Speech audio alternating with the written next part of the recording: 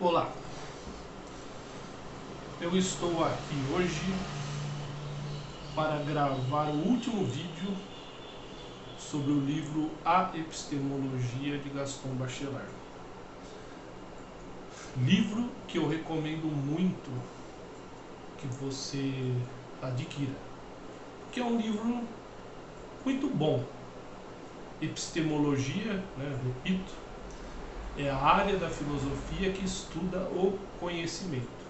Então esse livro fala de conhecimento científico, fala de razão, de argumento lógico e por aí vai, fala de sensatez. É um livro muito bom. Bom, o título deste vídeo, que será o último, que a semana que vem começa outro planejamento. Eu até já gravei um vídeo sobre isso, Então o título deste vídeo vai ser A Epistemologia, Gaston Bachelard, Seção 3, 2, que é uma síntese histórica.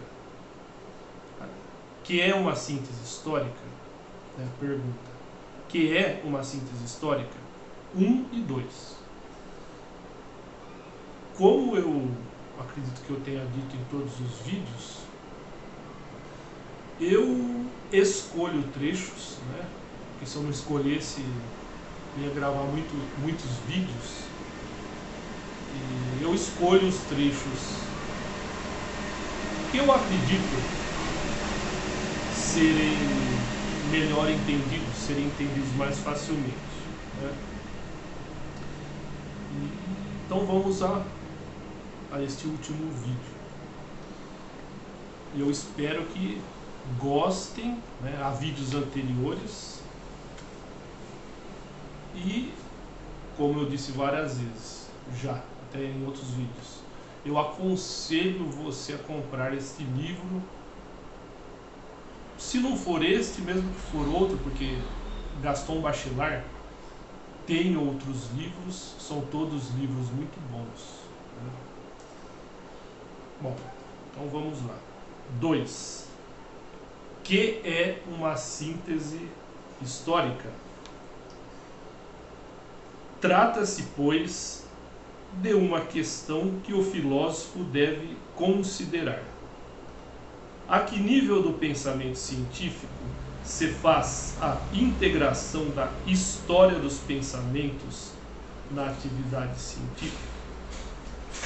Pergunta interessante, porque tudo está relacionado e tem a ver com o que ele discute no livro todo, Ele fala de pensamento, de atividade científica, ele fala de história, está falando agora, ele fala em trechos anteriores do livro, a história da física, da química, ele cita exemplos.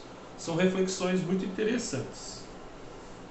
E será até que ponto isso tudo está relacionado? Claro que está relacionado. Mas como, até que ponto? É uma reflexão boa. Toda a pedagogia de uma tal doutrina é necessariamente um exercício de transformação do conhecimento. Pedagogia é para isso, para auxiliar as pessoas a adquirirem conhecimento. Neste caso, o espírito só pode instruir-se transformando-se. Ele fala muito disso, a transformação, na evolução, no progresso do conhecimento. Isso é muito importante. Porque nós vivemos numa época, eu no caso, eu e você que assiste, vivemos numa época em que recentemente pessoas negaram a ciência, um absurdo. Isso é muito grave, muito perigoso para o mundo, para as pessoas. Este é um dos motivos de eu estar gravando vídeos sobre o conhecimento. O ponto de vista moderno determina, assim, uma perspectiva nova sobre a história das ciências. Perspectiva que coloca o problema da eficácia atual dessa história das ciências na cultura científica. Quer dizer, até que ponto a história é fiel àquilo que realmente aconteceu e aquilo que se é realmente do jeito que aconteceu. Essa é uma questão importante. A história deveria ser fiel aos acontecimentos. Será que sempre é? Não sei. Trata-se, com efeito, de mostrar a ação de uma história julgada. Uma história que tem a obrigação de distinguir o erro da verdade. Isso é muito importante. A história tem esse objetivo. Distinguir o erro da verdade, né? E se fosse para nós estudarmos somente os erros, né, erro no sentido assim, de informações falsas, não adiantaria. Então deve-se conhecer informações verdadeiras, né? Claro, conhecer erros, mas no sentido de erros que para não praticarmos novamente, né? Para não cometermos o mesmo erro. Então, obrigação de distinguir o erro e a verdade, o inerte e o ativo, o prejudicial e o fecundo. A história serve para isso, né? Para nós fazermos essa distinção. De uma maneira geral, não se poderá afirmar que uma história compreendida não é história pura. No domínio da história das ciências é necessário, além de compreender, saber analisar, saber e julgar. Trecho este excelente, muito bom, né? Há algumas pessoas que sabem história, muitas não sabem, né? E entre aquelas que sabem, nem todas compreendem, analisam, sabem julgar, né? E a importância está aqui. Saber história é útil para isso, para ajudar a compreensão, para ajudar a saber analisar e saber julgar, né? Mas eis uma diferença evidente para o pensamento científico. O progresso demonstra-se, é demonstrável, a sua demonstração é mesmo um elemento pedagógico indispensável para o desenvolvimento da cultura científica. Por outras palavras, o progresso é a própria dinâmica da cultura científica. E é essa dinâmica que a história das ciências deve descrever. A ciência é desenvolvimento, é progresso. Infelizmente, há pessoas que, às vezes, comparam ciência a algo retrógrado, algo a passado, né? E não é. Muito pelo contrário. Deve descrever julgando-a, valorizando-a, eliminando toda a possibilidade de um regresso a noções erradas. A palavra que eu queria falar está aqui, né? Ele fala bem.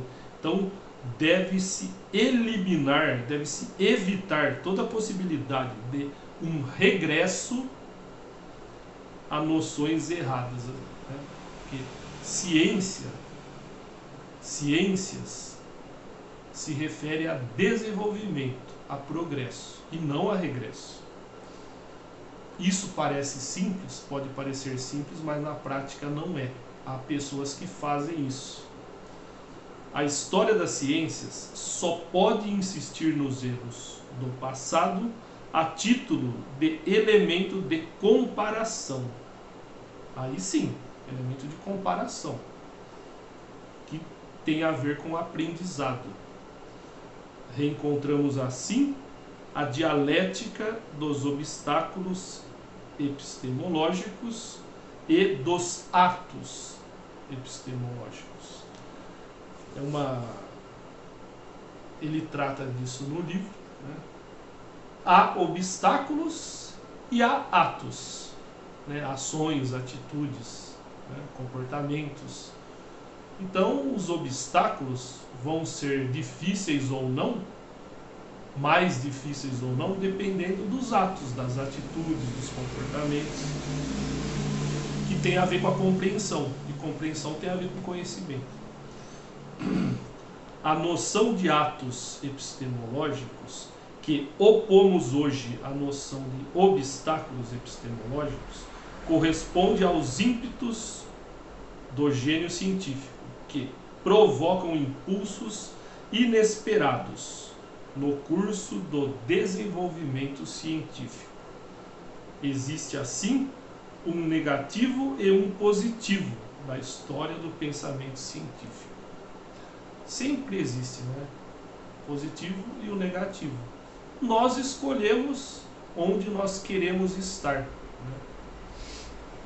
E aqui, o negativo e o positivo separam-se de uma forma tão radical que o sábio que tomasse partido pelo negativo expulsar-se-ia a si próprio do mundo científico.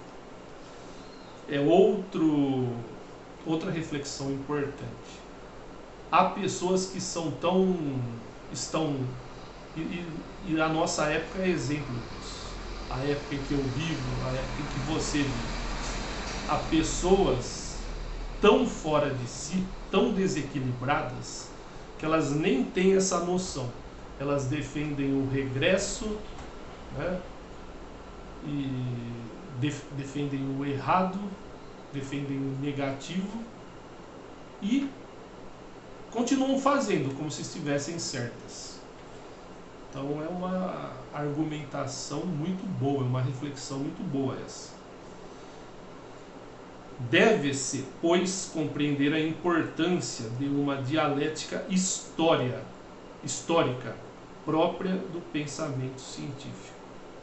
Em resumo, é necessário constantemente formar e reformar a dialética da história ultrapassada e da história sancionada pela ciência atualmente ativa. Ou seja, o conhecimento ele nunca para, né? O conhecimento é infinito e nenhum de nós pode chegar num ponto de parar de conhecer, parar de aprender, não. Porque o conhecimento ele sempre se desenvolve, ele sempre se constrói, como eu já disse, é infinito, né? E, consequentemente, a história deve ser fiel a esses acontecimentos. Encaminhando para o final. Vê-se, então, a necessidade educativa de formular uma história recorrente. Uma história que se esclarece pela finalidade do presente. Uma história que parte das certezas do presente e descobre no passado as formações progressivas da verdade. Repito, histórias progressivas da verdade. É assim que o pensamento científico se fortalece na descrição dos seus progressos. São conceitos para se refletir muito, né? Que são conceitos, além de lógicos, verdadeiros, são conceitos de um autor, já faleceu na década de 60, mas é um autor muito bom que escreve muito bem, detalha, ele é claro, né? E são conceitos que a nossa sociedade está precisando muito. Eu vou relembrar o que eu já disse anteriormente. Vivemos numa época que, infelizmente, muitas pessoas negaram a ciência. Inclusive, pessoas da educação, pessoas da saúde, né? Enfermeiros, médicos, o que é um absurdo. É um absurdo. E para terminar, existe aqui uma espécie de declaração dos direitos do homem racionalista, que teremos oportunidade de ilustrar se considerarmos a história das ciências como um progresso da sua racionalidade. A história das ciências surgirá então como a mais irreversível de todas as histórias. Ao descobrir o verdadeiro, o homem de ciência obstrui um irracional. Sem dúvida, o irracionalismo pode brotar de outro lado qualquer, mas tem, doravante, certas vias interditas. A história das ciências é a história das derrotas do irracionalismo. Então, eu vou repetir algumas frases. A história das... Preste bem atenção. A história das ciências como um progresso da sua racionalidade. Ou seja, ciências tem a ver com racionalidade. O homem de ciência obstrui um irracional. E outra, a história das ciências é a história das derrotas do irracionalismo. Bom, terminei aqui o texto de hoje, termino este livro, que, repito, é um livro muito bom, né?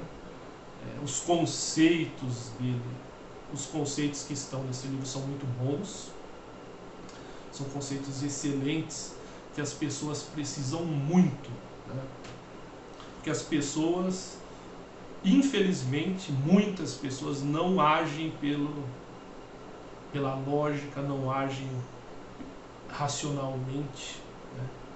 Não refletem, muitas pessoas não refletem, muitas pessoas tomam decisões ao acaso. Isso é muito perigoso, muito preocupante, é muito ruim para todos nós. Bom, termino por aqui. A partir da semana que vem, o planejamento é outro, né? Tem um vídeo anterior que fala sobre isso. E, como sempre, eu peço que você possa curtir este vídeo, assistir aos vídeos anteriores deste, que se referem a este livro, né? Peço que curta também. Há outros vídeos sobre outros assuntos. Peço que você assista e curta também. Peço que você se inscreva no meu canal. Clique em inscrever-se, né? E abaixo eu vou colocar links dos meus sites nos quais eu divulgo meus livros, né? São livros bons que se referem ao bem-estar do ser humano e da sociedade. Peço que você adquira meus livros e peço que adicione minhas redes sociais para que possamos conversar, quem sabe ser amigos, companheiros, né? E você pode fazer o comentário que for, tanto nas minhas redes sociais como abaixo deste vídeo. Muito obrigado e até o próximo vídeo.